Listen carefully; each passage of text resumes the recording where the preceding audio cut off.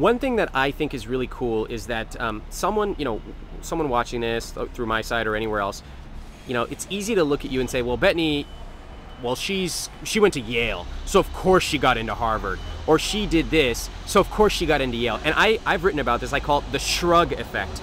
And it's where we look at like a Fortune 500 CEO and we say, well, of course he makes this much money. He went to Harvard. Well, guess what?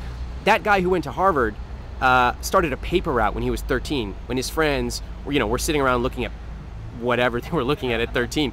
So, like, at each step of the way that you've been telling me, it's like you have gone above and beyond what regular people are doing, and you've really, like, made yourself look extraordinary. And then so someone would look at you just on the surface and say, well, like, oh, she got a 179 or LSAT. Well, whatever, I could never do that. Well, guess what? You took 23 goddamn practice tests. Yeah. Right? No, I mean, I think what's interesting about that is that I went to a school called College Park, which is not a very academically rigorous school at all. They don't send people to Ivy League colleges very often. I think about 50% of kids go to a four-year college at all. I think we lost about 25% of my class. They didn't graduate from high school. And I did not really come from an area, I had a fantastic college counselor. We were kind of learning everything together. It wasn't as if she was like, here's what you do to get in. It's kind of like, here's what I think I need to do to get in. Can you help me with this? And so it did kind of involve taking those initial steps.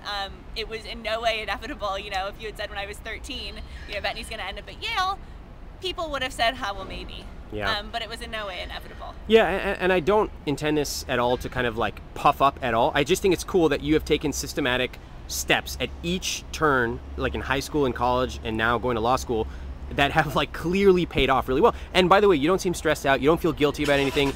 It's just like, oh, it's a matter of course, as a matter of fact.